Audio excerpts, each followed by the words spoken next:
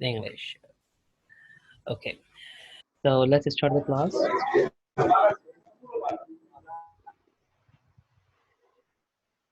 Fine. Okay, so what is job application? That's a question that which raised in our mind कि job application क्या है, इसे हम क्यों सीखते हैं। आज इन सब चीज़ों पे हमें बात करनी है। तो जॉब एप्लीकेशन सीखने के लिए सबसे पहले तो हमें ये पता होना चाहिए कि हम जॉब एप्लीकेशन लिखते क्यों हैं। Why do we write job application? So the answer is that when you want to apply for any job, so that time you need job application. जब आप किसी जॉब के लिए अप्लाई करते हैं तो उस वक्त आपको जॉब एप्लीकेशन लिखनी पड़ती है। इसे कवरिंग लेटर भी कहा जाता है। It is actually a kind of request which you send to the CEO of the company, and when they see your this letter or job application, after that they find you that well you are actually the best or no. जब आप job application लिखते हैं तो ये CV के साथ लिखी जाती है। तो सीवी के साथ जब भी जॉब एप्लीकेशन ना हो तो वो सीवी समझ लें कि सिर्फ और सिर्फ सीवी कहलाती है, लेकिन उसे हम कंप्लीट सीवी जो है नहीं कह सकते। Okay, so what is job application और कवरिंग लेटर। इसे कवरिंग लेटर भी कहा जाता है क्योंकि एक कवर होता है सीवी के साथ। तो मैंने आपको ये बात बता दी है, अब आप लोगों को होप के ये समझ आ गई होगी बात। सो job application is also considered covering letter. Just wait, now let me admit all these students that know who are waiting outside. Okay,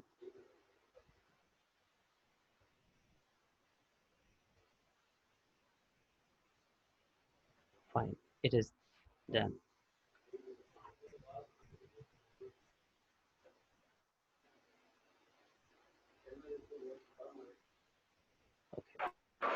sir आपकी आवाज नहीं आ रही। बेटा जब मैं कुछ बोलूंगा तो आएगी ना। Okay, so let's start it. Job application क्या है मैंने आपको बता दिया कि जॉब एप्लीकेशन जब आप लिखते हैं, so it means when you are sending any CV to any company for applying job। जब आप किसी कंपनी में अप्लाई कर रहे होते हैं तो उस वक्त आपको ये जॉब एप्लीकेशन लिखनी है।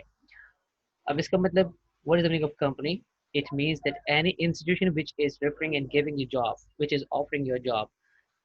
कंपनी का मतलब सिर्फ और सिर्फ ये नहीं कि लाजमी है कि वो कोई इंडस्ट्री हो, कंपनी हो। आप यूनिवर्सिटीज़ और इसके अलावा जितने भी आपके पास जो है वो इंस्टीट्यूशंस हैं, वो सब की सब कंपनीज कहलाती हैं क्योंकि आप वहाँ पर अप्लाई कर रहे हैं।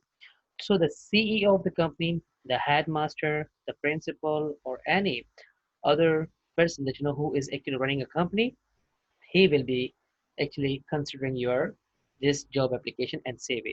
सही? तो यहाँ तक आपको बात समझ आ गई होगी। अब यहाँ पर मैंने आपको ये बताया कि वेल ये जब आप जॉब एप्लीकेशन लिखते हैं, लेटर लिखते हैं, सर या भाभी एक मिनट। सर जी बेटा। सर ये बीएड ऑनर्स की क्लास है क्योंकि हमारी क्लास का कोई स्टूडेंट नजर नहीं आ रहा है और जितने नाम लिखे हुए हैं उसमें से कुछ कुछ बच्चे दूसरी क्लासेस के लग रहे हैं क्योंकि उनके आईएएस या बीएड नहीं लगा हुआ। तो ये बीएड ऑनर्स की क्लास चल रही है। आप दोनों जो है ले सकते हैं क्लास को, ठीक है, आप दोनों को इजाज़त है क्योंकि मुझे एक ही लेक्चर बार बार दो बार नहीं देना पड़ेगा। हाँ ये करना है मुझे क्योंकि 2 घंटे मुझे देने हैं, एक बार आप लोग के साथ एक बार उनके साथ। तो इससे बेहतर है कि आप लोग सब जो हैं मतलब एक ही क्लास में जो है वो शमूलियत इख्तियार करें और इस क्लास को जो है मतलब अ, अपने लिए समझे कि बोलिए आप लोग के लिए भी लेक्चर है, उनके लिए भी लेक्चर है, ठीक है, तो ये बेहतर रहेगा। सर सेकंड जो आपने यूट्यूब पर अपलोड किया है 1 आवर्स वाला वो भी हमारे लिए बीएड ऑनर्स वालों के लिए। बिल्कुल बिल्कुल दोनों के लिए हैं, ठीक है, क्योंकि दोनों की चीज़ें क्योंकि आप ओके सर। है ना, दोनों के लिए है। Okay, so now let's learn that well how would you write job application. So if one is going to start his career, अगर एक शख्स अपना करियर स्टार्ट करना चाह रहा है, उसे पता नहीं कि भाई क्या करना है, तो उसे पहले एक रिक्वेस्ट लिखनी पड़ेगी। वो रिक्वेस्ट का मतलब यही है कि वो जॉब एप्लीकेशन होगी और उस एप्लीकेशन के साथ उसको बायोडेटा जो लिखना पड़ेगा वो सीवी होगा। सही, तो ये 2 चीज़ें आपको मैं समझा रहा हूँ। इसे ही कवरिंग लेटर कहा जाता है, क्योंकि बहुत सारे स्टूडेंट्स वो ये नहीं समझ पाते कि क्या कवरिंग लेटर अलग है। So covering letter is also known by job application, ठीक है। And when you are going to write any application, it means it is a request. जब आप कोई भी एप्लीकेशन लिखते हैं तो इसका मतलब समझ जाएगा कि ये एक रिक्वेस्ट होगी, ठीक है। एक दरख्वास्त है जो कि आप किसी सीईओ से कर रहे हैं। अब तक जो आप लिख रहे थे एप्लीकेशंस, वो स्कूल के हेडमास्टर को, प्रिंसिपल को लिख रहे थे, लेकिन अब चूंकि आप मैच्योर हो गए हैं, आप क्वालिफाइड हो गए हैं, और अब आप जो है वो एक ऐसी इंडस्ट्री में शमूलियत इख्तियार करना चाहते हैं जहाँ पर आप अपने आप को सेल कर रहे हैं। सो अपने आप को सेल करने का मतलब यही है कि वेल आप अपने तमाम तर जितने भी एक्सपीरियंस है, एजुकेशन है, उनको सेल करने के लिए आप कर रहे हैं। तो इसके लिए आपको पहली बार एप्लीकेशन लिखनी पड़ेगी। Okay, so now you have learned that what is job application and covering letter. So these are two names, but it is the same thing. ये एक ही चीज़ है जिसके दो नाम हैं।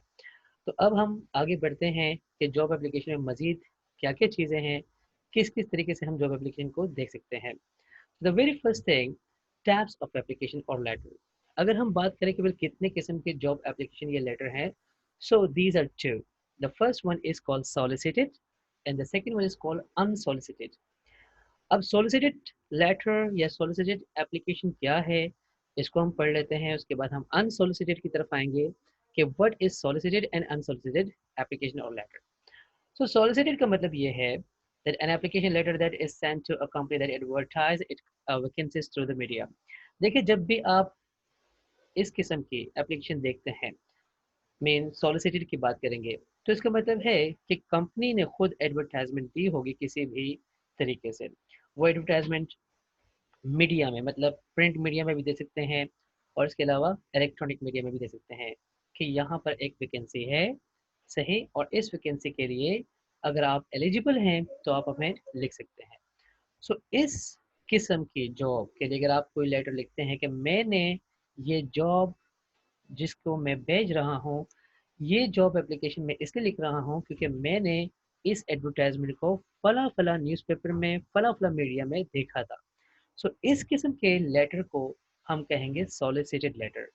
Okay, once again I'm revising, I'm repeating my words but in English, that when you are writing any letter to for a job, and it means that when you have seen any advertisement in any media, means print media or electronic media, so that time if you see any vacancy in that media, and after that you are going to write any letter, so it will be considered solicited letter. ये समझ आ गई होगी आपको। अब second जो हमारे पास है वो है unsolicited letter. That what is unsolicited letter. जब हम अनसोलिसिटेड लेटर की बात करेंगे, तो अनसोलिसिटेड लेटर या ये एक ऐसी एप्लीकेशन है या लेटर है जिसका आपने आपको जॉब की ज़रूरत है, means they do not need you. जो कंपनी है उसको आपकी ज़रूरत नहीं है, लेकिन आप चूँकि बेरोज़गार हैं, आप जॉबलेस हैं, and now you are going to search for a job, आप जॉब सर्च करने जा रहे हैं, सही, खुद से ही आपने एक एप्लीकेशन लिख दी कि मैं बेरोज़गार हूँ या मेरा इतना इतना एक्सपीरियंस है, और इस एक्सपीरियंस के तहत मैं अपने तमाम तर जितने भी एक्सपीरियंस हैं और जितनी भी मेरी एजुकेशन को वो दिखाना चाहता हूँ कि वेल मैं इस जॉब के लिए क्वालिफाई करता हूँ। मीन्स वहाँ पर कंपनी को ज़रूरत नहीं है, लेकिन आप खुद से कोई लेटर लिख रहे हैं, एप्लीकेशन लिख रहे हैं ताकि आपको जॉब मिल जाए, तो उसको हम कहेंगे अनसॉलिसिटेड लेटर। मतलब ये कह सकते हैं सिंपल वे में, that company did not advertise, okay, company did not advertise about the job, but you are actually a jobless person, so that's why you know you need a job, and now you are going to apply for any company for any job, so that will be called unsolicited letter.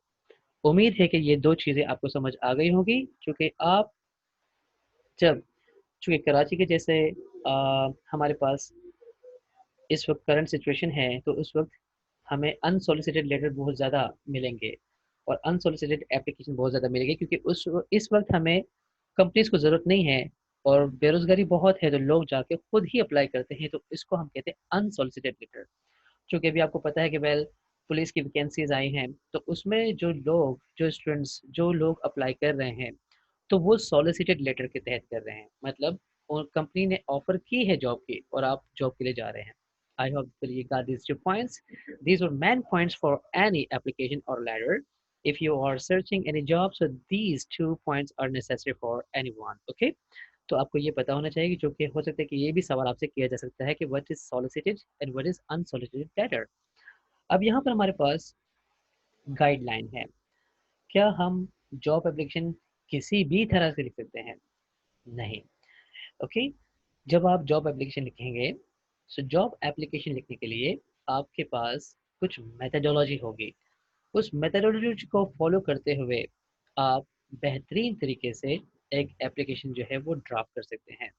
So these are guidelines that which I am giving you here in this paragraph. That well, here you can see something on the screen. That first paragraph, second paragraph, and third paragraph. So the very first paragraph, when you are writing any letter, gives you that why are you writing? आप क्यों लिख रहे हैं? Suppose you are already doing any job and that job is very suitable for you. आप एक job कर रहे हैं, वो बेहतरीन जॉब है. अब आप ये लिख रहे हैं कि वेल मुझे एक जॉब चाहिए, तो मेरे ख्याल से ये सही नहीं होगा. हाँ, कोई ऐसी जॉब है जो कि आप कर रहे हैं और आपको एक अच्छी जॉब ऑफर हो जाती है, तो उस वक्त अगर आप कोई जॉब लिखते हैं, so why are you writing, यहाँ पर आपको मेंशन करें that why are you writing actually. So first paragraph will also demand why are you writing. इस चीज़ को अपने दिमाग में रखना है कि जब भी आप किसी के लिए जॉब लेटर लिखेंगे या खुद से लिखेंगे, तो आपको ये चीज़ पता होनी चाहिए that why are you writing a job letter. Okay.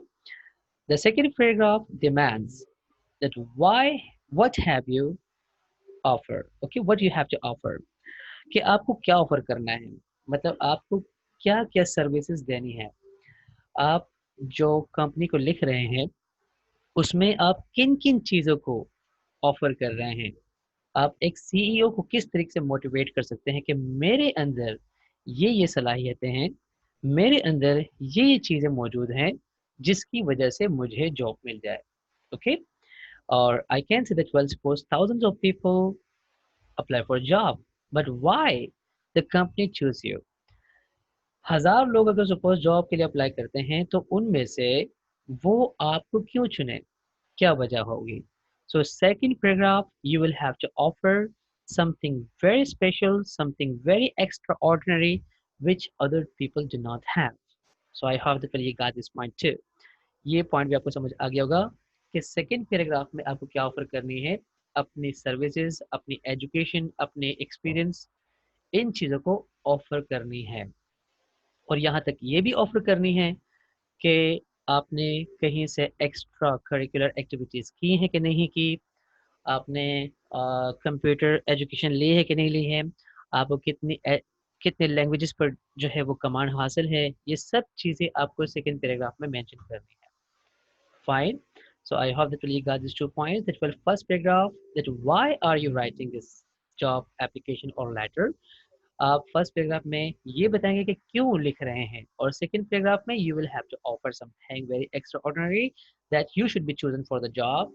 Okay, the rest of the people should not be chosen for the job, but you should be chosen for the job, or you are actually the luckiest one that well you are chosen for the job.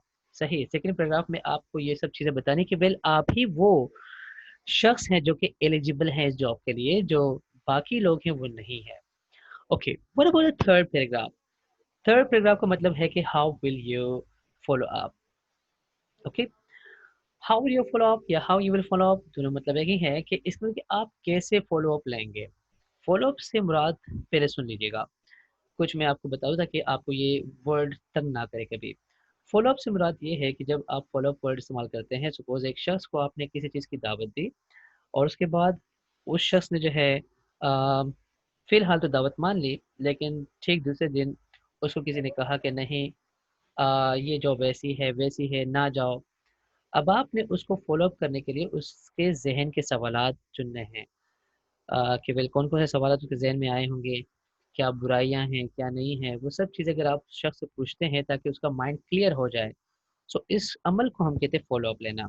दूसरी चीज़, suppose अगर आपने किसी को कोई भी product offer की, एक mobile phone offer कर दिया, उसने मोबाइल फ़ोन लेने से इनकार किया फ़िलहाल, तो आप उससे फ़ॉलो अप लेंगे कि क्या वजह है?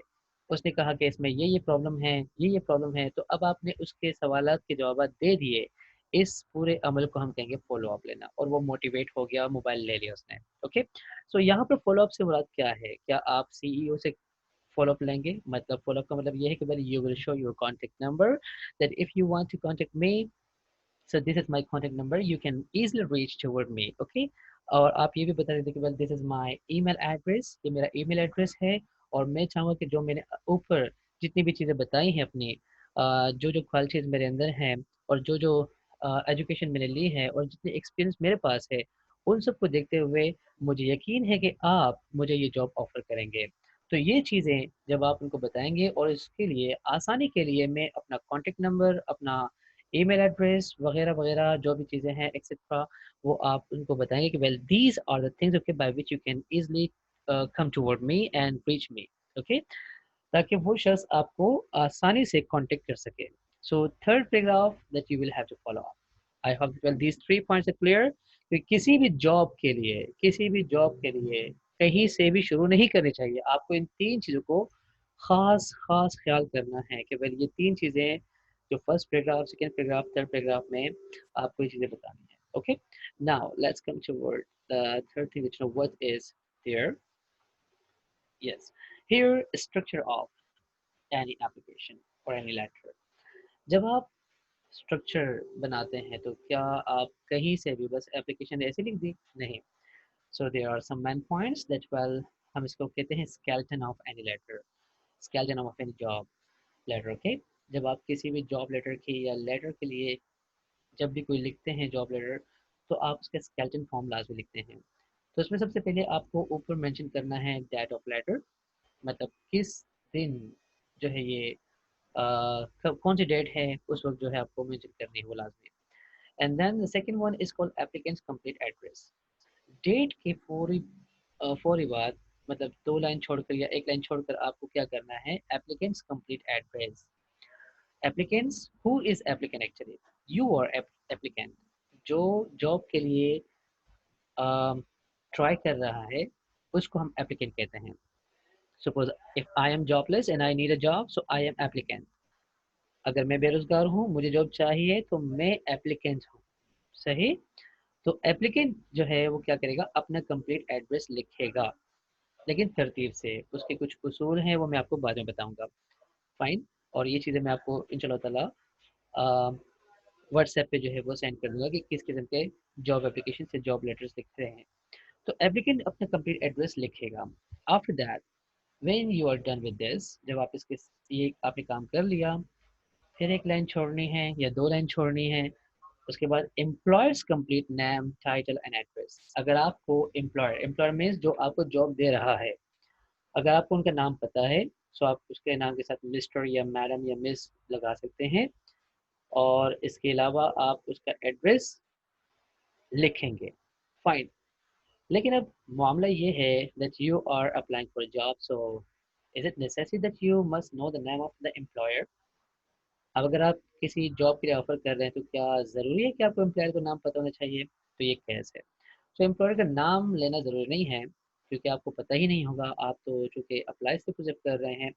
सो एम्प्लॉयर का नाम अगर नहीं पता तो कंपनी का नाम अगर आपको पता होना चाहिए। उस कंपनी का नाम या कंपनी का जो टाइटल है, एड्रेस है, वो आप लिखेंगे कि इस जगह पर मैं जो है अपनी जॉब एप्लीकेशन सेंड कर रहा हूँ। And when you are done with these 3 points, this is called head of the letter. ये है head of the letter। और head of the letter में जो थर्ड मेन चीज़ है वो है salutation। salutation means सलाम। क्योंकि हम यहाँ पर कराची में हम अस्सलाम वालेकुम मेंशन करते हैं, इसका मतलब होता है कि वेल सलाम। But in foreign countries it does not mean that well you will pay your own salam, that well assalamu alaikum. No, it means that well when you say dear, sir, Mr और Mrs, इस किस्म के अगर suppose आप नाम mention करते हैं, तो इससे भी सलाम ही जो है वो सलाम का पता चलता है कि भाई ये सलाम है। ठीक है? चूँकि हर एक रिलीजन में, या अगर मैं कहूँ कि वेल कंट्री में जो है वो हर सलाम जो है वो अलग होता है। So that's why you will have to say dear sir, dear ma'am. तो ये भी एक सलाम है। So I hope that you have achieve perfectly that what is head of the letter. ये head of the letter क्या होता है आपको समझ आ गया कि well that applicant's complete address, employer's complete address and salutation. Fine. When you are done with this all, after that you will have to write letter content or body. आपको letter content मतलब क्या कुछ लिखना है उसमें, वो आपको इसमें मेंशन करना है। तो सबसे पहले तो हमें देखना है कि वेल सपोज लेटर कंटेंट में जब आप बॉडी ऑफ द लेटर लिखते हैं, बॉडी ऑफ द लेटर ख़त्म हो गया, उसमें चूंकि मैंने बता दिया कि well first paragraph, second paragraph, third paragraph पे काम करना है। आपको अब काम करना है कि वेल क्लोजिंग कैसे होनी चाहिए। So the very first thing that when you are writing in the closing column, so that time you need sincerely का word इस्तेमाल कर लिया, yours sincerely का word इस्तेमाल कर दिया, respectfully का word इस्तेमाल कर दिया, respectfully yours या yours is respectfully, या इसके अलावा भी अगर कुछ वर्ड्स आपको पता है truly TRULY, okay, you truly, so ये वर्ड्स क्लोजिंग के लिए बेहतर हैं। अब अगर आप कहते हैं कि सर मैं योर ओबिडेंटली लिख दूं, चूंकि मैंने बचपन में यही पढ़ा था, तो अब आप जो है वो कहाँ अप्लाई कर रहे हैं। ओबिडेंटली मीन्स फर्माबरदार, okay, so that's not suitable for this job letter. You can write sincerely, you're sincerely, respectfully, truly. These all letters, words, okay, these all closing words will be very much effective for any letter, okay. तो अगर आप ये words लिखेंगे तो ये ज़्यादा suitable words हैं। Obediently word जो था वो था बस, ठीक है, उसको भूल जाए। Fine. And after that enclosure. Enclosure में क्या होता है कि इफ अ रिज्यूम और other enclosure are used means not in your letter. जब आप इनक्लोजर की बात करते हैं तो आप एंड में चूंकि अपना सिग्नेचर देते हैं, सो सिग्नेचर में आपने लिख दिया कि योर सिंसियरली, नीचे आपने लिख दिया वेल नासिर आलम, ओके। ये सपोज आपके कोई भी नाम है मिस्टर नासिर आलम, मतलब उनसे उनको पता चल जाएगा well this is the person who is applicant. ये वो शख्स है जो कि एप्लीकेंट है, मतलब दरख्वास्त करंदा है जिसने दरख्वास्त भेजी है। How that will you got this all points, ये पॉइंट्स आपको समझ आ गए होंगे। अगर कोई भी सवाल हो तो आप मुझे जितने भी सवाल हैं वो व्हाट्सएप में कर सकते हैं, okay. Okay, when you are done with this all words, जब इनके साथ ये सब काम आपने कर लिया, अब इसमें मजीद चीज़ें हैं जैसे कि ओपनिंग पैराग्राफ है। अब मामले कि ओपनिंग पैराग्राफ कैसे होना चाहिए, जैसे मैंने आपसे कहा था कि well why are you writing, why you are writing, आप क्यों लिख रहे हैं। तो सबसे पहले तो आपको ये पता होना चाहिए कि मैं क्यों लिख रहा हूँ। जैसे मैंने आपको बताया कि वेल आप पहले से एक अच्छी पोजीशन पर मौजूद हैं किसी जॉब पे, और अब आप जो है क्या कोई ऐसी बेकार जॉब के लिए काम करेंगे, नहीं करेंगे। So that's why suppose if you are writing for a job, तो आप पता चाहिए why are you writing actually, आप क्यों लिख रहे हैं। क्या प्रमोट होने के लिए, क्या आपका डेजिग्नेशन यहाँ पर कम है, कहीं और जो है आपको अच्छा डेजिग्नेशन मिल रहा है, ऑफर हो रही है, तो आप इसलिए लिख रहे हैं। So that's why you must know that you are why you are writing, okay. ऐसे ही हवा में तीर नहीं चलाना। तो यहाँ पर व्हाई यू आर राइटिंग जब आप लिखते हैं कि आप क्यों लिख रहे हैं, सही, तो उसमें आपकी तमाम तर चीज़ें आ जाती हैं। देखते हैं that name the position, name of work for which you are applying and mention how you heard of the opening of the organization. Suppose आपने लिख दिया कि मैं ये जॉब इसलिए करना चाह रहा हूँ क्योंकि मैं मेरी पोजीशन ये है, और मैं जो है मैंने ये पोजीशन जो है फला एडवर्टाइजमेंट में, फला जो है वो मीडिया में मैंने ये पोजीशन के नाम से जो है वो जॉब देखी है। सो आपने देखा कि वेल ये बेहतर हो सकता है। Suppose you said that I have seen देश जॉब एडवर्टाइजमेंट इन देश मीडिया, ठीक है, मैंने यहाँ पर ये पोजीशन देखी थी। सो अब आपने देखा कि well you have mention him और हर, आपने उसको मेंशन कर दिया कि मैंने ये जॉब जहाँ मैं अप्लाई कर रहा हूँ मैंने यहाँ इस मीडिया में उसको देखा था, okay. So when you are done with this word, तो अब सिंपल सी ओपनिंग पैराग्राफ कुछ ऐसे हो सकता है that I'm writing to express my keen interest in obtaining a flight attendant position with the Emirates Airways. Suppose आप किसी Airways में जो है अप्लाई कर रहे हैं, तो आप यहाँ पे I am writing to express my keen interest. एक तो मेरी दिलचस्पी है कि मैं लिख रहा हूँ, मेरी बहुत ज़्यादा दिलचस्पी है कि मैं फ्लाइट अटेंडेंट पोजीशन के लिए जो है मैं अप्लाई कर रहा हूँ, लिख रहा हूँ एमिरेट्स में, सही। तो ये आपने कर दिया। अगर ये नहीं लिख सकते तो आप कुछ ऐसे भी लिख सकते हैं that I am interested in the flight attendant position advertise in the Philippine Daily Inquirer last August 10/20। Okay, तो ये भी हो सकता है। मीन अब आपको ये देखना है कि किस तरीके से आप लिख रहे हैं। थर्ड, अगर आप ये नहीं लिख सकते, अल्फाज आपके अपने होने चाहिए। आप डायरेक्टली ये भी कह सकते हैं, I am applying for the flight attendant position with the जर्मी एयरवेज, सही। या I am applying for the flight attendant position with the PIA, Pakistan international airways. So अब आपको सिंपल पैराग्राफ ओपनिंग करनी है। ये वो वर्ड्स हैं जिसकी वजह से आप एक अच्छा लेटर जो है वो लिख सकते हैं। ये ओपनिंग वर्ड्स हैं। फाइन।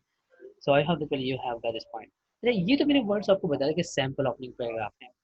कभी कभी लोग ये भी मेंशन कर लेते हैं कि मैंने ये जॉब फला फला मीडिया में देखी, जैसे मैंने आपको पहले बताया। तो दोनों ही वर्ड सही हैं, सही। मतलब आपको एक चीज तो देखनी है, आप जब लेटर लिख रहे हैं ना, सो लेटर में एक चीज तो अपने दिमाग में रखिएगा, दैट आपको कोई फजूल बात नहीं करनी। यहाँ वहाँ की बात कि मैं आपका शुक्रिया अदा करना चाहता हूँ, that I would like to thankful to you, या आई एक जो पका पकाया वर्ड है जो पूरे पाकिस्तान को याद है, जितने भी स्टूडेंट्स हैं, जितने भी लोग हैं, शायद मैं भी उनमें से एक ही हूँ, कि हम सबको याद है that I beg to state that. देखिए, ये वर्ड्स नहीं लिखने, आप डायरेक्टली जो है वो काम की बात करेंगे। Because you been taught before the 12, now you are not going to use वैग वर्ड्स। आपको फजूल वर्ड्स इस्तेमाल नहीं करने। आपने 7 C's पढ़ी थी, तो 7 C's में आपको ये बताया गया था कि कंसाइजनेस पे काम करना है। तो लेटर भी कंसाइजनेस का एक बेहतरीन अमल है। कोई फजूल बात नहीं करनी। फर्स्ट सेकंड थर्ड पैराग्राफ है, तो इस फर्स्ट सेकंड थर्ड पैराग्राफ में आपको क्या करना है कि आपको मेंशन करना है कि कैसे हम जो है वो लेटर्स को लिखेंगे। Okay, yes. Now when you are done with simple opening, sample opening, उसके बाद हमें क्या करना है? सैम्पल ओपनिंग के बाद हमें यहाँ पर लिखना है, देखना है।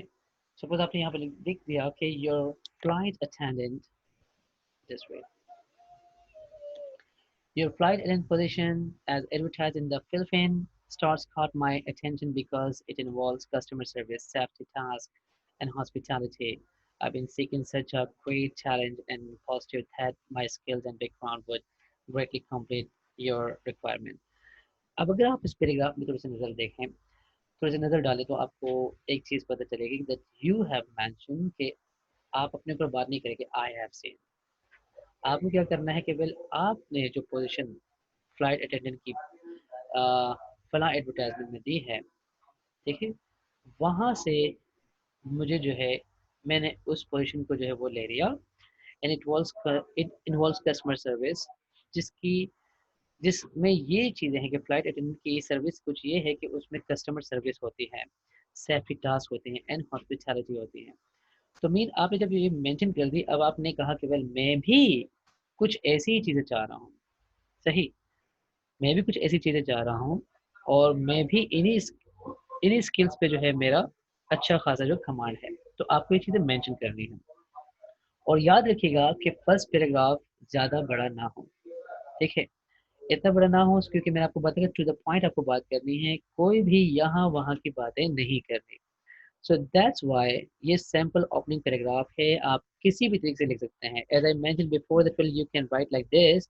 मैंने आपको पहले बता दिया कि आपको क्या करना है। आपको सिंपल से डायरेक्टली ये करना है कि वेल आई एम राइटिंग, सही, या I've seen your advertisement, I've seen this job advertisement, your नहीं लिखना, as I've seen this job advertisement in dash dash media, to the point बात करनी है, ताकि वो शख्स समझ जाए कि वाकई ये शख्स जो है बिल्कुल काबिल है, इसने यहाँ वहाँ की फजूल बातें नहीं करनी। I would like to say that I am thankful to you, कुछ ऐसी बातें नहीं करनी, कोई मक्खन नहीं लगाना, सही, सिंपल से। क्योंकि आप जॉब एप्लीकेशन लिख रहे हैं, तो जॉब एप्लीकेशन में आपको टू द पॉइंट अपनी सर्विसेज पेश करनी है। So this is sample opening paragraph that you have got. Okay, उसके बाद हमारे पास सेकंड पैराग्राफ। जब सेकंड पैराग्राफ पे हम काम करेंगे, सेकंड पैराग्राफ पे आपको ये करना है कि explain why you are interested in working for this the employer. आपको ये बताना है कि आप क्यों इंटरेस्टेड है इस एम्प्लॉयर के साथ काम करने के लिए, मीन इस शख्स के साथ काम करने के लिए, इस सीईओ के साथ काम करने के लिए। सो आपको अपने रीजंस बताने हैं। That specify your reasons for desiring such type of work. आपको अपने रीजंस बताने हैं कि well why are you interested, means there are thousands of people, but why are you one that who should be chosen for this job. आपको ये बताना है, strong reasons बतानी है कि आपको क्यों चुना जाए, क्या वजह है, इतने सारे लोगों ने अप्लाई किया तो उसमें से आप क्यों जो है वो बेस्ट है, या आप क्यों जो है वो अ, एक शख्स हैं जिसको चुना जाए इस जॉब के लिए। सही। और ये भी बताना है that if you have had relevant work experience or related education, be sure to point it out, but do not retaliate your entire resume। देखिए, पूरा का पूरा जो रिज्यूम आपने बनाया होगा, क्योंकि मैंने जो फर्स्ट लेक्चर दिया था वो रिज्यूम के बारे में था, करिकुलम बताया सीवी के मुतालिक था। पूरी की पूरी सीवी के जितने अंदर जो जो चीज़ें आपने मेंशन कर दी है वो सब कुछ आपको सीवी के बाद कवरिंग लेटर मतलब जॉब एप्लीकेशन में नहीं देना। ये तो मेन पॉइंट है, इसको तो अपने दिमाग में रख लीजिएगा। दोबारा बता रहा हूँ, इस पॉइंट को नोट कीजिएगा। जो चीज़ें आपने सीवी में मेंशन की हैं उन तमाम पॉइंट्स को आपको जॉब एप्लीकेशन में नहीं बताना। सही। कि ये चीज़ें मैंने वहाँ पर भी की हैं। अगर आपको बतानी है इशारतन तो आप कह सकते हैं that I have mentioned my work experience in CV। Okay, समझ आ रही बात? आप ये कह सकते हैं कि well the job experience which you required is mentioned in my CV। जो जॉब एप्लीकेशन जो जॉब एक्सपीरियंस आपको चाहिए वो सब कुछ मेरा सीवी में मौजूद है। सही। और ये भी कह सकते हैं कि my education, my qualification, my experience meets with the same job offered in the advertisement. ये भी कह सकते हैं कि मेरी जो एजुकेशन है और मेरा जो एक्सपीरियंस है, सही, वो रिलेटेड एजुकेशन है, रिलेटेड एक्सपीरियंस है जो आपकी जॉब एडवर्टाइजमेंट में मौजूद है। सही। तो इसी तरीके से अब सपोज आपने किया है एमए एजुकेशन, लेकिन जॉब आई है एमएससी की। अब आपने जॉब एप्लीकेशन, चूंकि आप बेरोजगार थे, आपने कहा कि बस अल्लाह ताला जॉब देने वाला है, मैं लिख देता हूँ। आपने क्या कर दिया कि वेल उसको मेंशन कर दिया कि वेल मैंने एमए किया है और मेरी एजुकेशन जो है वो आपके जॉब एडवर्टाइजमेंट जो मेंशन है उसके साथ मैचिंग हो रही है। तो ये मैचिंग नहीं हो रही क्योंकि उन्होंने एमएससी मांगा है, आप एमए एजुकेशन है, तो इसीलिए ये गलत हो जाएगा। क्लियर हो रही बात? तो जो आपको लगता है कि सेम टू सेम है, दोनों ही बिल्कुल रेलेवेंट है, तो आपको वो चीज़ें बतानी है। फाइन। कि अगर आपने उनकी तमाम तरह रिक्वायरमेंट्स को पूरा कर दिया है तो आप बिल्कुल अच्छी तरीके से बता सकते हैं कि वेल जो चीज़ें आपने मांगी हैं वो सब कुछ अल्हम्दुलिल्लाह पूरी उतर रही हैं। मेरा जॉब एक्सपीरियंस, ओके, मेरी एजुकेशन, वो सब की सब जो है वो उस पर पूरा उतर रही हैं। अब इसके अल्फाज कुछ ऐसे हो सकते हैं that emphasize skills or abilities that you have uh, that relate to the job for which you are applying। जैसे मैंने आपको बताया कि वेल आपने के जो स्किल्स हैं, आपकी जो एबिलिटीज़ हैं, आपकी जो एक्सपीरियंस है, आपकी जो एजुकेशन है, वो अगर 100% मैच करती है, अगर 100% मैच नहीं भी करती, सपोज क्योंकि आपने अभी डायरेक्टली जो है वो अम, अपनी एजुकेशन ख़त्म की है, लेकिन उनको चाहिए कि वो 3 साल एक्सपीरियंस चाहिए, 2 साल एक्सपीरियंस चाहिए, तो आप सिर्फ ये बता सकते हैं yes I have no experience but I have relevant education which you have offered in the job advertisement। आप ये कह सकते हैं कि जो जॉब आपको चाहिए, मेरे पास एक्सपीरियंस तो नहीं है लेकिन मेरी एजुकेशन जो है वो मैच करती है, पूरा उतरता हूँ मैं इस बात पे कि वो आपकी जॉब एडवर्टाइजमेंट जो जो आपने मेंशन किया है वहाँ पर मैच करती है। तो ऐसे आप कुछ कह सकते हैं। Number 2, be sure to do this in a confident manner and remember that the reader will review your letter of application. देखिए, जो पढ़ने वाला है जाहिर है वो सीईओ या किसी भी कंपनी का मैनेजर होगा, तो वो एक एक चीज़ जो है वो सही तरीके से देखेगा। अगर वो देखेगा कि वाकई इसकी जॉब जो है इसको जॉब देनी चाहिए, तो वो 3-4 चीज़ों से ही आपको जॉब देगा। नंबर 1, आपके स्किल्स, आपके एजुकेशन को देखेगा। नंबर 2, आपके एक्सपीरियंस को देखेगा। नंबर 3, मैचिंग देखेगा कि कौन-कौन सी चीज़ें मैचिंग हो रही है, नहीं मेल हो रही। जो चीज़ें मैचिंग हो रही है, ज़ाहिर है उसको वो मजबूर हो जाएगा कि वेल इस शख्स को जॉब देनी है। अब 10 लोग हैं, 10 लोगों में से 10 लोगों ने सेम एजुकेशन ली है, 10 लोगों ने सेम एक्सपीरियंस भी लिया है। 10 लोगों ने सेम जो है वो एक्सपर्टीज उनके पास मौजूद है, तो जॉब किसको मिलनी चाहिए? अब आप कहेंगे सर ये तो लकी शख्स होगा, नहीं। फिर वो देखते हैं कि किसके पास जो है कोई एक चीज़ ज़्यादा है, मेन किसी का एक्सपीरियंस ज़्यादा है, किसी के पास जो है एजुकेशन ज़्यादा है, किसी के पास जो है वो कैपेबल ज़्यादा है, या सब कुछ छोड़कर मैं आपको ये भी कह सकता हूँ, ये 100% मैं बता रहा हूँ कि कुछ लोगों को जॉब इसलिए मिलती है कि उनकी जॉब एप्लीकेशन और सीवी बहुत अच्छी होती है। फाइन। सो सब चीज़ें मैच होती हैं तो फिर वो इस तरीके से भी जॉब देते हैं। फाइन। अब हम उसको कहेंगे किस्मत है क्या नहीं है, but this is fact that well you people can be given job by anything which they like, कि आपको जॉब किसी भी तरीके से मिल सकती है, सही, कि अगर उनको कोई भी चीज़ समझ आ गई। And then remember that you are interpreting your resume not repairing it. जब आप अपनी जॉब रिज्यूम लिखते हैं और उसके बाद अपने एप्लीकेशन बनाते हैं तो याद रखिएगा उसको सही तरीके से देख लीजिएगा कहाँ क्या गलती है, कौन सी चीज़ जो है मैंने झूठ तो नहीं बोला इसके अंदर। अगर वो झूठ बोला है तो उसको आप हटा दीजिएगा, उसको इंटरप्रेट कीजिएगा, तशरीह कर लीजिएगा, सही तरीके से देखिएगा कि कहाँ पर जो है मैं रिपीट कर रहा हूँ वर्ड्स को, वो रिपीटिशन नहीं होनी चाहिए, उन सब चीज़ों से परहेज करना है। So this is called second paragraph that which offers your experience, your education, your each and everything that well the job skills, okay, which match with the job advertisement. Fine.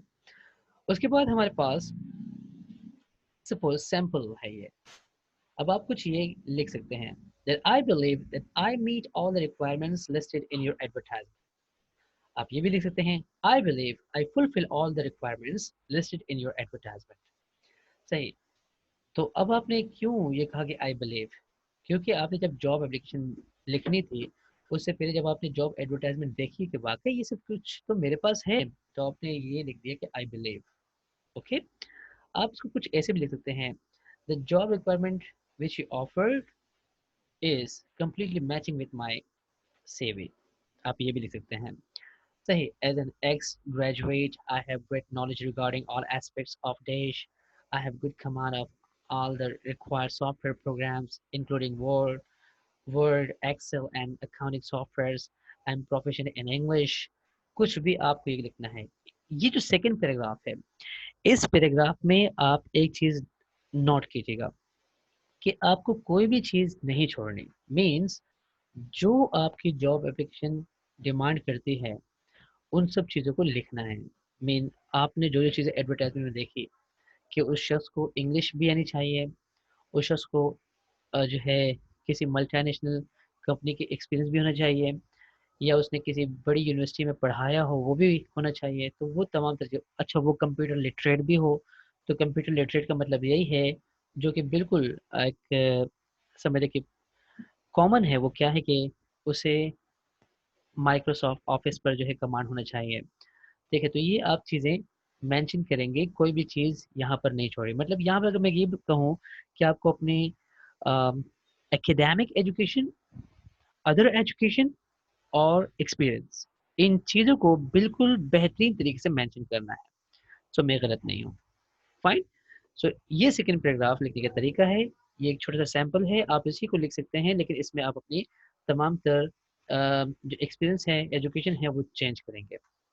Okay, suppose आपने यहाँ पर लिख दिया, sample है that my major experience and achievement dash to date include dash dash dash। Okay, कि experience के अंदर और मेरी जो बड़ी बड़ी अचीवमेंट है उसमें ये है कि मेरा एक्सपीरियंस जो है वो फला कंपनी या BBSE ऑल, देखिए, या कोई भी और कंपनी है जो कि इस कंपनी से समझे कि मैंने यहाँ पर एक्सपीरियंस लिया है, और मेरे अचीवमेंट ये है कि मुझे 2 से 3 बार अवार्ड मिला है। आप ये लिख सकते हैं, या आप ये भी लिख सकते हैं that I believe my experience in the dash, मतलब in the dash, in the education field, in the accountancy field, in the marketing field qualify me for consideration, मतलब मुझे क्वालिफाई करती है इस जॉब के लिए। If you would like, I can provide you with current samples of my work। अगर आपको चाहिए तो मैं आपको प्रोवाइड कर सकता हूँ अपने तमाम तर जो करंट वर्क एक्सपीरियंस है वो। सो मीन इस तरीके से आपको वर्ड्स मैचिंग करनी है, जिसकी वजह से वो जो रीडर है, रीडर का मतलब मैंने फिर बता दिया, CEO of the company, manager of the company, means the person who is reader he will not be illiterate, he must have some he must have more than knowledge than you. जो reader होगा वो ज़ाहिर है वो आपसे तो कम से कम तजुर्बे में ज़्यादा होगा, तो इसीलिए आपको उसके लिए एक बेहतरीन जो है रिज्यूम के साथ कवरिंग लेटर तैयार करना है, और ये सेकंड पैराग्राफ होगा जिसमें आप अपनी तमाम तर चीज़ों को बेहतरीन तरीके से मैच कर सकते हैं, लिख सकते हैं। ओके, व्हेन यू डन, जब आप ये लिख दें तो उसके बाद फाइनल पैराग्राफ आता है। फाइनल पैराग्राफ चूंकि मैंने अच्छी तरह से सेट किया है तो मैं आपको इसमें एक नहीं दो तीन तरीके से बताऊंगा। Number one, that indicate your desire for personal interview. आप उसे, जो रीडर होगा, आप उसे पर्सनल इंटरव्यू के लिए अपनी ख्वाहिश जाहिर करेंगे कि सर मैं चाहता हूँ कि मेरा इंटरव्यू हो। देखिए, फाइनल पैराग्राफ में आपको मोटिवेट करना है, आपको फोकस करना है इन चीज़ पर कि वेल आपकी ख्वाहिश है कि आप पर्सनल इंटरव्यू करें, कि कोई चीज़ सपोज आपको जो समझ नहीं आई वो इंटरव्यू में समझ आ सकती है। Fine. Second, that you may suggest alternative dates, times, or advice of your flexibility as to time, place, or you'd like to set up an interview, or say you are willing to accommodate the company's schedule and request. Suppose company ने mention कर दिया है कि well मैं जो है वो 3 सितंबर को जो है इंटरव्यू होगा, जो जो लोग शॉर्ट लिस्टेड हैं। तो जो लोग शॉर्ट लिस्टेड हैं उनका इंटरव्यू 3 सितंबर को है, लेकिन आपने देखा कि 3 सितंबर को तो मैं बिजी हूँ। तो आपने अपने इस लेटर में मेंशन करना है that sir you may call me on the 1st September, you may call me on the 5th September because I am bit busy in 3rd। ठीक है, तो आप जब उनको अपनी रीज़न बताएंगे 3rd इस फाइनल पैराग्राफ में, ताकि अगर सपोज कोई भी आपकी पॉसिबिलिटीज़ हों, वो पॉसिबिलिटीज़ हट कर वो गौर करे कि वाकई हमें बंदा तो चाहिए, हमें एक शख्स चाहिए अपनी इस जॉब के लिए, और ये शख्स लगता भी है, विलिंग भी है, लेकिन इसकी टाइम मैचिंग नहीं हो रही, तो वो आपका इंटरव्यू की जो डेट है वो क्या कर सकते हैं, चेंज कर सकते हैं। ओके, तो इसीलिए आपको ये चीज़ें बतानी है। Suppose if you are living in Karachi, you are living in Karachi but you are offered a job in Lahore. आप कराची में रह रहे हैं लेकिन आपको जॉब ऑफर हुई है लाहौर में, and they say that well we want you to come for the interview tomorrow.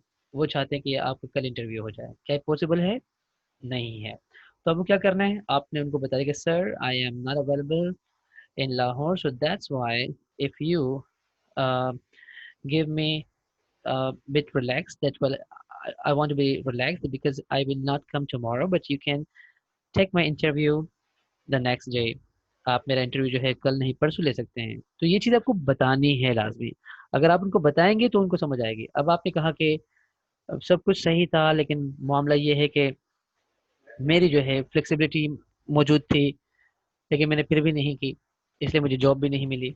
तो गलतियां हमारी होती हैं, तो इसीलिए 3rd पैराग्राफ में आपको ये बात मेंशन करनी है, लाजमी बतानी है कि वेल कोई अल्टरनेटिव डेट, सही, कोई फ्लेक्सिबल टाइम है कि नहीं है, टाइम में कोई फ्लेक्सिबिलिटीज़ है कि नहीं है, बिल्कुल वही जगह वही time.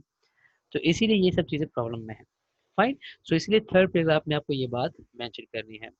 Okay then what to do in the 3rd paragraph. Final paragraph के कुछ सैंपल्स मौजूद हैं, देखते हैं क्या ये सैंपल आप लोग के काफ़ी है या इसके अलावा भी आप लोग और अच्छे सैंपल मुझे लिख के दे सकते हैं। That my resume is in class for you interview. मेरा मेरा जो रिज्यूम है, मेरी जो सीवी है, देखिए वो इंटरव्यू के लिए, रिव्यू के लिए मौजूद है, आप उसको पढ़ सकते हैं। I would be please to have a meeting with you to discuss the requirements of your flight attendant position and my skills in detail. देखिए, तो यहाँ पर आपने मेंशन कर दिया कि वेल मैं I would be please to have a meeting with you. इसका मतलब है कि यहाँ पर आपने वो मेन पॉइंट बता दिया कि मेरी ख्वाहिश है, मुझे खुशी होगी कि मैं मेरी एक मीटिंग आपके साथ हो, ताकि हम रिक्वायरमेंट जो फ्लाइट अटेंडेंट की है, पोजीशन की है, वो और जो स्किल्स हैं वो डिटेल में बात कर सकें। इसका मतलब है कि आप उनको कह रहे हैं कि मुझे बुलाए ताकि मैं जो है इस जॉब के लिए बिल्कुल मौजूद हूँ। देखिए, I will call you within a week to follow up in the in time.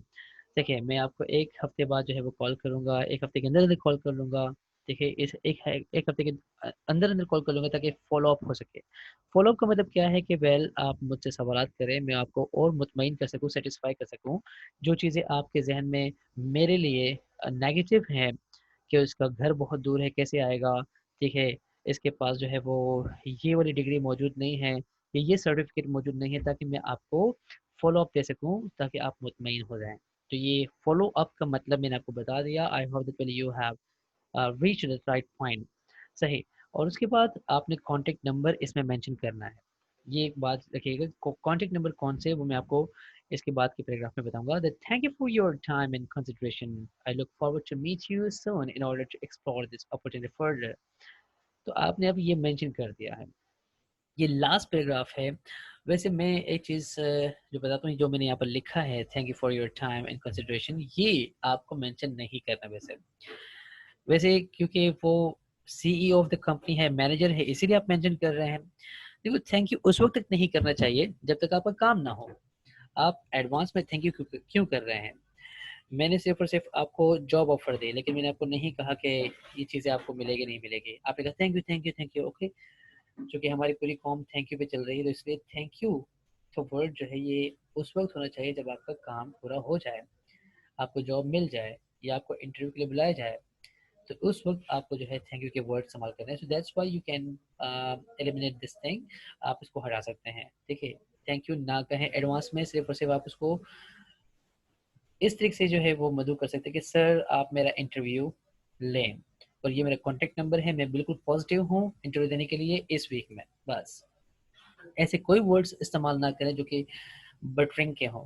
सही, कि कुछ मक्खन लगा रहे हैं आप उस पर। तो that's why you will have to remove these words. ये मैं फिर बता रहा हूँ, इन वर्ड्स को चेक करना है, क्योंकि मैं जब आपकी जॉब एप्लीकेशन आपसे मांगूंगा, तो जॉब एप्लीकेशन में आपको ये चीज़ें मेंशन नहीं करनी। Fine, yes. एंड देन यहाँ पर आपको अभी लैंग्वेज फोकस करनी है कि वेल ये चीज़ें आपकी मौजूद हैं कि नहीं है। Number one, that if you got information from the advertisement, आपको जो इन्फॉर्मेशन मिली है एडवर्टाइजमेंट में, तो आप ये लिख सकते हैं that I have read your advertisement in dash. देखिए, लैंग्वेज फोकस करनी है कि आपको इस तरीके से लिखनी है। मैंने क्यों लिखा I have read your advertisement? क्योंकि आपकी जॉब जो है वो कुछ टाइम के लिए होती है, एडवर्टाइजमेंट कुछ टाइम के लिए होता है। सपोज आपने जॉब एप्लीकेशन 1 साल पहले जो है वो पढ़ ली थी, और अभी आप लिख रहे हैं, तो ये गलत होगा कि आई हैव रेड। आप कह सकते हैं कि I read your advertisement a year ago. लेकिन अगर आपने सपोज जॉब एप्लीकेशन 2-3 दिन पहले ही देखी है, तो आप उसको लिख सकते हैं I have read your advertisement. ये अल्फाज को लिखने का तरीका है, इसलिए मैंने लिखा लैंग्वेज फोकस ऑन। ठीक है, कि कौन से वर्ड इस्तेमाल करते हैं। I have read your advertisement in dash. कहाँ लिखी, कहाँ देखी? मैंने आपको बताया कि कोई मीडिया होगा। कौन सा मीडिया? या तो प्रिंट मीडिया या तो इलेक्ट्रॉनिक मीडिया। ऑन डैश, और कब लिखी कब देखी आपको ये बताना है। अब उसके बाद आपने लिखा कि I am applying for dash, जो कि मैंने बताया था कि ये अल्फाज आपको इस्तेमाल करने हैं, which you advertise in dash. मैं इस पोजीशन के लिए अप्लाई कर रहा हूँ, आपको लिखने का आई am applying for flight attendant, I am applying for teacher, okay, English language teacher, I am applying for education, okay. कोई भी आपको करना है, which you advertise in dash, जो आपने इस प्रिंट मीडिया में, या ऑन, जो प्रिंट मीडिया में सपोज नहीं, तो आपने कोई इलेक्ट्रॉनिक मीडिया में दिया, तो इन और ऑन का इस्तेमाल करना है, आपको उसका नाम लिखना है। With reference to advertisement in dash, आपका आपके जो एडवर्टाइजमेंट के रेफरेंस मैंने लिया है इन डैश, जो कि यहाँ पर मौजूद थी। अगर ये ऊपर वाले नहीं लिख सकते हैं, तो ये नीचे के अल्फाज लिख सकते हैं। आप नहीं लिखना चाहते कि I am applying for dash, तो आप ये लिख सकते हैं कि with reference to your advertisement in Jang news, with reference to advertisement in Facebook, with reference to your advertisement in Dawn newspaper. तो आपको ये बताना है, और आगे अपने अल्फाज मुकर्रर करने हैं। तो मीन ये शुरू के अल्फाज आप इनमें से कुछ भी ले सकते हैं, ऐसा ना हो कि सभी लिखें। देखिए, कोई एक जो है लाइन आप चूज करें, और उस एक लाइन को जो है आपको अपना अपने लेटर का जो है एक खास जो है वो बनाना है, केवल ये खास है मेरे। आप ये भी लिख सकते हैं, I am writing to you in response to your advertisement in dash. So means these are some focusing words that you people will have to write in your letter. Okay, these are the first lines, means first paragraph line. Okay, उसके बाद second है, if someone recommended you, अगर किसी ने आपको recommend किया है, किसी ने आपकी सिफारिश की है, तो आपने ये भी लिखा है कि आप ऊपर के अल्फाजों को मिटा के ये भी लिख सकते हैं that a friend of mine working in your company told me that there is a job. सही, कि मेरे एक दोस्त हैं जो कि इसी कंपनी में काम करे, उन्होंने मुझे बताया कि यहाँ पर एक जॉब ऑफर आई है। या आप डायरेक्टली उनका नाम लिख के कह सकते हैं, mister Robbie Williams who works in your account department told me dash. सही, ये भी नहीं, सो आप ये भी लिख सकते हैं कि that you will soon have a vacancy for dash. आप ये भी लिख सकते हैं कि वेल मिस्टर नाशी that well who works in your your company told me about this position that which will uh, have a vacancy in October।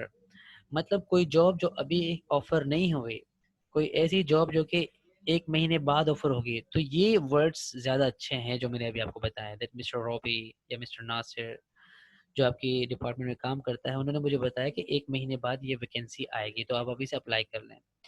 सही, तो इस किस्म के वर्ड्स आपको लिखने हैं, ये जॉब एप्लीकेशन के ख़ास वर्ड्स हैं जो मैं आपको बता रहा हूँ। सही, चूँकि कब तक जो है हम दूसरों के वर्ड्स पे यकीन करेंगे, तो इससे बेहतर है कि हम अपने वर्ड्स को जो है वो ले लें। ओके, ये भी लिख सकते हैं, if there is no advertisement और recommendation.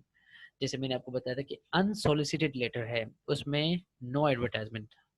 Unsolicited letter means that you have not seen any advertisement or any recommendation from any point of view, so that time you can write like this। जब आपने कहीं से job application लिखनी है लेकिन आपने कोई एडवर्टाइजमेंट नहीं देखी, कोई रिकमेंडेशन नहीं देखी, तो आप उनको कुछ इस तरह से लिख सकते हैं, that I am writing to ask if you might have a vacancy in your dash department।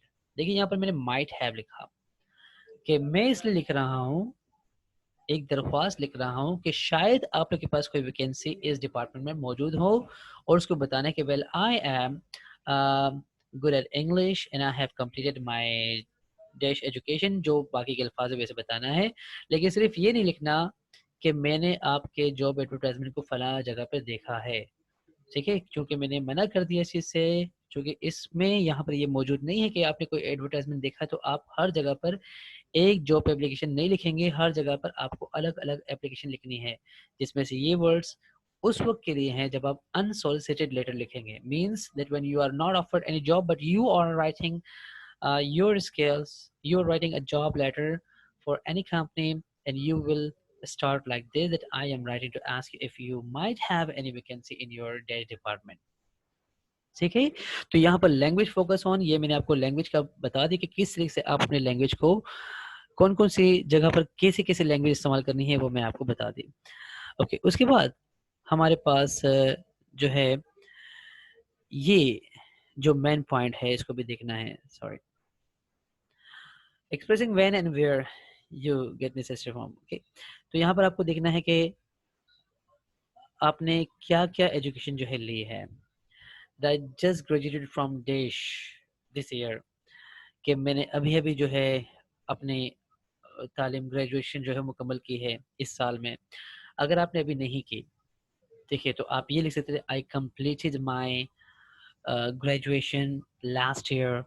सही, अगर सपोज नहीं की, आपको लगता है, क्योंकि कुछ लोग अभी उनके लास्ट सेमेस्टर चल रहा होता है और लास्ट सेमेस्टर के बाद वो लोग पहले से ही जॉब के लिए कुछ करना चाहते हैं, तो वो लोग कुछ ऐसे लिख सकते हैं, दिस ईयर in 2020 या at the end of 2000, at the end of December, सही, I will finish my graduation। तो उस वक्त के लिए जब फ्यूचर की बात होगी तो आपको ये वर्ड्स इस्तेमाल करने हैं। सो होप कि ये बातें आपको समझ आ गई होंगी। कुछ और points, that expressing that you are interested in the job advertised. Suppose आपको जब किसी भी जॉब में जो है दिलचस्पी हो, तो जो जॉब एडवर्टाइजमेंट आई है आपको अभी दिलचस्पी है, तो आप ये वर्ड्स भी इस्तेमाल कर सकते हैं कि I would like to apply for a job as dash, कि मैं इस जॉब के लिए अप्लाई करना चाहूँगा जो कि as as the position of manager, as a position of teacher, as a position of English language teacher, तो आपको ये बताना है। I believe you will find that my experience in देश हैव प्रिपेयर्ड मी। ये भी कह सकते हैं कि मुझे यकीन है कि मेरा जो एक्सपीरियंस है इंग्लिश लैंग्वेज टीचिंग में, उन्होंने मुझे बिल्कुल तैयार कर दिया है, मैं ये कर सकता हूँ well for the position as dash in your company. So ये सारे वर्ड्स वो हैं जिससे आपको हेल्प मिल सकती है कि आप किस तरीके से कहाँ पर कौन से वर्ड्स इस्तेमाल कर सकते हैं। ठीक है, या ये भी कह सकते हैं, I am very interested in working as as an auditor in your company. सही, तो ये आपको बात बतानी है। अच्छा, एक और चीज़ जिससे मैं आपको रोकूंगा वो ये है कि आप तमाम बच्चों को खास ख्याल रखना है कि इन योर कंपनी नहीं कहेगा, आपको उस कंपनी का नाम लेना है। जैसे सपोज मैंने कहा I am very interested in working as a manager in BBSUL, I am very interested in working as a manager, ठीक है, इन कोई भी जो बड़ी कंपनी हो, ठीक है, मल्टीनेशनल कंपनी। तो कोशिश करिए इन योर कंपनी मत कहिएगा। ये वर्ड्स भी थोड़े से नाज़िबा हैं, मतलब अच्छे वर्ड्स नहीं हैं। ये भी आपके अल्फाज जो है वो थोड़े से अगर कोई बहुत ज़्यादा बेहतरीन जो है रीडर हो तो वो आपके इन अल्फाजों को कैच कर सकता है। अब ये भी है please accept this letter as an expression of interest in this position of dash. अब देखिए यहाँ पर वर्ड है प्लीज का, मैं दोबारा से इस पे भी वो कर रहा हूँ क्योंकि ये मेरे अपने अल्फाज है, तो मैं इसलिए आपको कह रहा हूँ कि इन वर्ड्स को इस्तेमाल नहीं करना। Please accept this letter, okay, why are you saying that please accept this letter? आप अपने आप को सेल कर रहे हैं तो क्या आप अपने आप को रिक्वेस्ट करके सेल करेंगे? when you know that well you are the best in this field, when you know that you have well good education, जब आपको पता है कि आपकी एजुकेशन अच्छी है, आपको पता है कि आपकी क्वालिफिकेशन अच्छी है, तो आप क्यों प्लीज के वर्ड इस्तेमाल कर रहे हैं? तो please consider my application for, ये दोनों वर्ड्स मेरी नज़र में बेकार हैं, तो आप इन वर्ड्स को इस्तेमाल नहीं करेंगे। Don't use the word please, don't use the word I request. सही, हाँ ये कह सकते हैं I ask you to accept this letter as an expression of interest in the position of dash। दोबारा से बोल रहा हूँ, आप प्लीज की जगह पे ये जुमला कह सकते हैं I ask you to accept this letter as an expression of interest in this position of dash।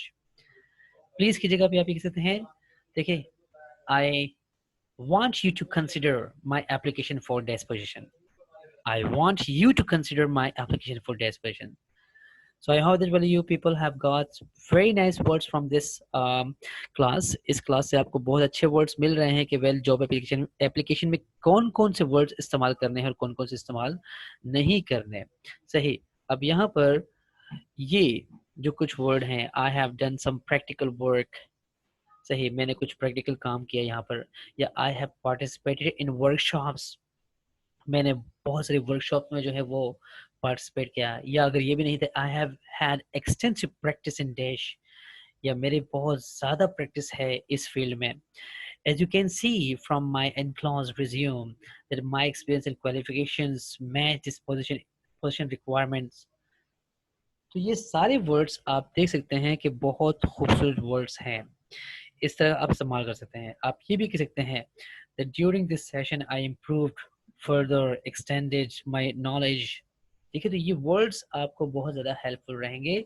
और जब आप लोग जॉब एप्लीकेशन लिखेंगे 3 से 4, तो आप उन जॉब एप्लीकेशंस में मुझे हर बार कोशिश कीजिएगा इसी लेक्चर से ही अपने नए नए वर्ड्स लें और अपनी जॉब एप्लीकेशन को हर बार कुछ नई तरीके से बताएगा। या आप ये भी कह सकते हैं I am familiar with the requirement for success in the profession and believe I possess the right combination of dash। अब आप वर्ड्स को चुनना आपका काम है, मैंने आपको सिर्फ और सिर्फ हेल्प के लिए ये वर्ड्स दिए हैं। You can right, you can make your best CV of the time. आप अपनी बेस्ट सीवी और बेस्ट सीवी के साथ बेहतरीन जॉब एप्लीकेशन लिखेंगे, मुझे दिखाएंगे। ओके, उसके बाद जब आप ये वर्ड्स इस्तेमाल करेंगे, अब वो वर्ड्स जो कि कुछ में do and does and do don't में भी दिया था, referring to the enclosure.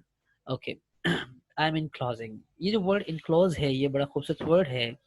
Enclose का मतलब होता है कि well to send something with envelope, ठीक है, कि किसी चीज़ का जो है एनवेलप में सेंड कर देना, मतलब आई एम इनक्लोजिंग, मैं भेज रहा हूँ, मतलब पार्सल करके भेज रहा हूँ। सही, ये भी अच्छा वर्ड है। प्लीज फाइंड माई इनक्लोज, ठीक है, मैंने दोबारा कहा कि प्लीज नहीं, क्या करना है, I ask you to find my enclose. सही, और ये भी कह सकते हैं enclose you will find. Enclose का मतलब जो लिफाफा है, जो मैंने तमाम तर चीज़ें जो है वो पार्सल की हैं, उस पार्सल को आप इनक्लोज कर सकते हैं। इनक्लोज यू विल फाइंड, आपको मिल जाएगा ये enclose. As you can see from my enclose resume. सही, सो इनक्लोज का मतलब कि एक चीज बिल्कुल पैकिंग में हो तो उसको हम इनक्लोज कर सकते हैं। I hope that you are getting all this words and this will be very much helpful for you to write a very nice letter। Okay, I have enclosed a copy of my resume for your review। सही, review लिखना है, ताकि इसलिए that I have enclosed a copy of my resume for your review। ठीक है, अगर your नहीं तो क्या कहें, फॉर रिव्यू, ये भी कह सकते हैं। The attached resume lists more specific information concerning these experience and my qualification. तो आप ये सारे वर्ड्स लिख सकते हैं। अगर कोई वर्ड्स में से आपको अजीब लग रहे हों, जिनकी मीनिंग्स आपको नहीं आ रही, तो आप मुझे व्हाट्सएप कर सकते हैं। उसमें आप मुझे पूछ सकते हैं कि सर यहाँ पर मुझे ये समझ नहीं आई। इंशाल्लाह ताला मैं आपको आपकी हेल्प करूँगा और आपको बताऊँगा कि बिल किस तरीके से आपको एक अच्छी रिज्यूम लिखनी है। Fine, okay. Now when you are done with all these words, जब आप इन वर्ड्स को लिखेंगे, आपने काम कर लिया, अब आपको जो है yes here expression that you look forward to an interview. Suppose अब आप इंटरव्यू के लिए तैयार हैं और आप चाहते हैं कि अगर मेरा इंटरव्यू हो, तो आप ये वर्ड्स लिखेंगे आखिर में। I look forward to an opportunity to speak with you in person, देखिए, और to speak with you personally, कि मैं चाहता हूँ कि मैं आपकी तरफ आऊँ पर्सनली, एक मेरा इंटरव्यू हो या आपके साथ बातचीत हो। तो बातचीत का मतलब होता है इंटरव्यू। आप ये भी कह सकते हैं I would welcome the opportunity to personally discuss my potential contributions to your company with you, कि मैं अपने तमाम तर जितने भी मेरी पोटेंशियल है वो मैं आपकी कंपनी में आपके पास आके जो है वो डिस्कस करना चाहता हूँ। आप ये भी कह सकते हैं that I look forward the opportunity to personally discuss with when I am practically suited to this position। सही, आई लुक फॉरवर्ड मतलब मैं आना चाहता हूँ आपकी तरफ, ठीक है, मैं पेश करना चाहता हूँ अपने आप को, अपनी अपॉर्चुनिटीज को, अपनी तमाम तरह स्किल्स को, ताकि आपके साथ डिस्कस हो। इन सब का मतलब होता है इंटरव्यू कॉल। इस सब का मतलब होता है कि वो आपको इंटरव्यू के लिए बुलाया जाए। और ये कब लिखना है? ये फर्स्ट में नहीं, सेकंड में नहीं, थर्ड पैराग्राफ में लिखना है, मतलब लास्ट पैराग्राफ में लिखना है। वो भी मैं आपको बता दूंगा कैसे, बट अल्फाज यही हैं। या ये भी कह सकते हैं I look forward to hearing from you soon, मैं खुश हो जाऊंगा कि वेल अगर आप मुझे जल्दी बुला लें। I look forward to meeting you, I look forward to seeing you, all these words are actually referring the same word that you people should be in contact, ठीक है। तो यहाँ पर ये चीज़ें जब हो जाएं, उसके बाद आपको मज़ीद जो है इम्पोर्टेंट नोट्स की तरफ लाना है। जब आप जॉब एप्लीकेशन लिखेंगे, so begin your application letter by placing your address first allowed by the address of the company you are writing to. जब आप एप्लीकेशन लिखते हैं, तो आपको अपना एप्लीकेशन, जो आपको अपने एप्लीकेशन में, जो कि मैंने बताया था कि सबसे पहले डेट के बाद अपना एड्रेस मेंशन करना है, सही, चूँकि, और उसके बाद एड्रेस ऑफ द कंपनी, उसके बाद जो है दूसरे नंबर पर एड्रेस ऑफ द कंपनी लिखनी है। कभी ऐसा ना हो कि एड्रेस ऑफ द कंपनी आपने ऊपर लिख दिया, उसके बाद आप जो है नीचे जो है अपना एड्रेस लिखेंगे, ये सब गलत है। जो कि उसूल के तहत बिल्कुल आपको उसूल को फॉलो करना है। Use complete titles and address, don't abbreviate, ठीक है। अपना जब एड्रेस, सॉरी, कंप्लीट टाइटल लिखेंगे आप अपना, एड्रेस भी सही लिखेंगे और टाइटल जो मतलब जॉब टाइटल है वो भी सही लिखेंगे। कभी भी एब्रिवेट नहीं करना, मतलब शॉर्ट नहीं करना। टीचर है तो आपने सिर्फ लिखा TCH, ऐसा नहीं करना। बिल्कुल आपको कंप्लीट टाइटल लिखना है कि किस चीज़ के लिए है। आप CEO तो वैसे खैर नहीं होता नहीं है। आप जो है ऑपरेशन मैनेजर हैं, तो आप लिख दीजिए वेल OM, सही। तो आपको पूरा लिखना है ऑपरेशन मैनेजर के लिए आप अप्लाई कर रहे हैं, सही। Always make an effort to write directly to the person in charge of hiring, और उस शख्स को ही लिखना है कि भाई मैं मैनेजर को लिख रहा हूँ, मैं अकाउंट डिपार्ट को लिख रहा हूँ, मैं किस डिपार्ट को लिख रहा हूँ, जो कि मेरी CV को जो है वो इनक्लोज जो है उसके पास पहुँचेगा और वो आपको जो है वो इंटरव्यू के लिए बुलाएगा। ऑलवेज साइन लेटर्स, जब भी आप कोई लेटर भेजेंगे तो आखिर में अपना सिग्नेचर, मतलब अपना नाम लाजमी लिख लीजिएगा इन क्लॉज के बाद। मैंने जब जैसे सॉरी जो योर्स ट्रूली वगैरह जो मैंने आपको क्लोजिंग बताई थी उसके फ़ौरन बाद, ओके।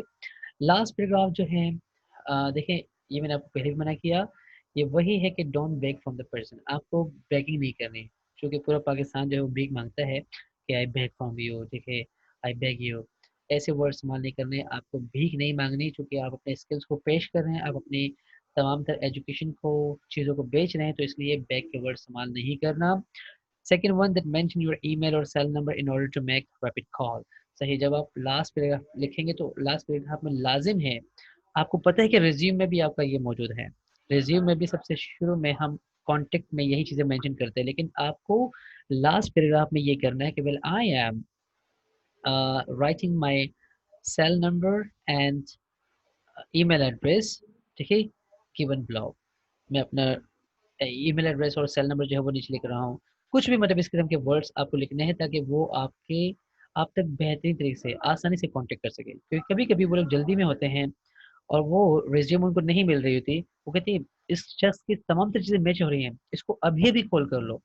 तो अभी भी कॉल करने का मतलब है कि जब वो लेटर में वो सब चीज़ें मौजूद होंगी, सो फटाफट आपका काम हो सकता है। Okay, then focus on him that you are the one who is worthful for the company. आपको इस चीज़ पे फोकस कराना है, ठीक है, मेक हिम फोकस। इस चीज़ पे फोकस कराना है कि आप ही वो शख्स है जिसकी ज़रूरत है कंपनी को।